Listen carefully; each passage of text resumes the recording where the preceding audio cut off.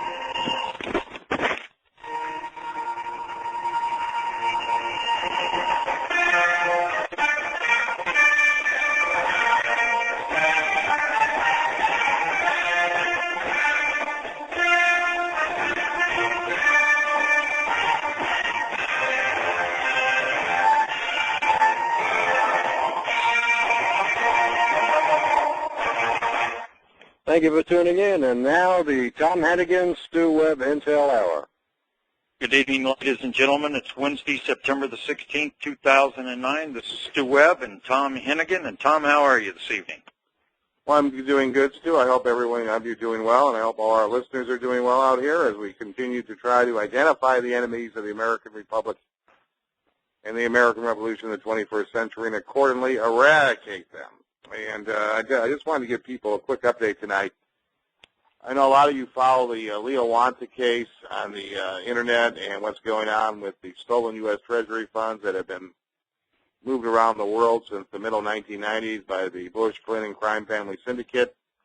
I can tell you tonight that the forces that are tied to the British and the Queen of England and an individual by the name of Christopher Story, Michael Cortrell, and a neo-Nazi inside the U.S. government by the name of Colonel David Wilcox are in the process of trying to smear Wanta and myself, given the fact that Kenneth Lewis, the former current head of CEO for Bank of America, is now cooperating with federal prosecutors, a.k.a. the activities of the Bush administration and Henry Paulson in stopping the implementation of these protocols.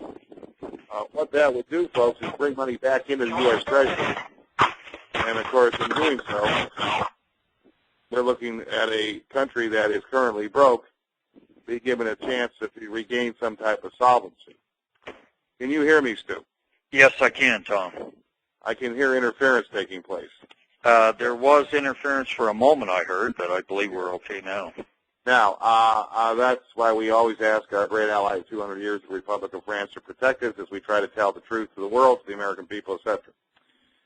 Evidence has now been presented to federal grand juries showing that Paulson and Story and members of the Bush administration, including the highest levels, conspired to, let's say, tinker with the Bank of America Citibank Merrill Lynch merger talks. And in the process, Robert Rubin, Paulson, etc.,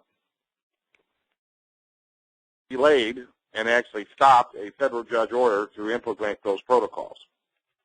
Now, Story, Cortrell, and Wilcox had actually ordered Wanta to New York, not ordered, but asked them to come to New York, claiming that these protocols would be implemented. At the point at which they were to be implemented, the powers to be basically almost had Wanta arrested, violated the court order. Now, these funds are supposed to be paid out by Bank of America because J.P. Morgan can't do it because they're under federal investigation for money laundering. So what we're looking at here, folks, is we're looking at a massive criminal conspiracy to continue to enable the looting of the U.S. Treasury, which continues at this hour, because these funds which were stolen and were taken offshore remain offshore and continue to be used for the purpose of creating derivatives, which of course are worthless. They're based on creating new derivatives to make the old derivatives worth something. They're worth nothing. So what's happening at this hour is Story and Cortrell and Wilcox are out there smearing Wanta and myself, claiming that we are taking orders from Bush. Folks, nothing could be further from the truth. So I just want to bring people up to date on that. I think the key element of what I just announced is that Lewis is cooperating with the federal prosecutors, including Attorney General Anthony Cuomo, concerning a possible indictment of Henry Paulson. Let me repeat that. Lewis, the Bank of America CEO, is cooperating with federal prosecutors concerning a possible indictment of Henry Paulson, who, of course, enabled what we saw back in September of last year, the most massive criminal bailout in the history of the American Republic, in which the looters of the U.S. economy were reimbursed for losing the money they looted. Let me repeat that. They were reimbursed for losing the money they looted, as our entire economy was socialized from the top down. Of course, we are now looking at Mr. Obama, the British intelligence agent, the hand-picked stooge, socializing the country from the bottom up. Where does that leave people in the middle? It leaves us in the middle class in a state of basic occupation, facing bankruptcy, a lot of people, unemployment, as this criminal cabal continue to play games to enrich themselves, as they all accordingly are going to plan any type of black op which will give them the ability to declare martial law at any given point in time. So still, I just want to bring people up to date on that situation, and it is a serious situation because this guy's Story had the audacity to put my driver's license number up on the Internet, and of course that's a violation of California state law and federal law, right to privacy. This guy is a British citizen, but if you're listening tonight, Mr. Story, you live in New York City part-time. And Mr. Story, Mr. British agent, you're not welcome on U.S. soil. No, and you will be. I'm going to call you my friends, Mr. British agent, and have you removed because now you've committed illegal acts against Mr. Heneghan.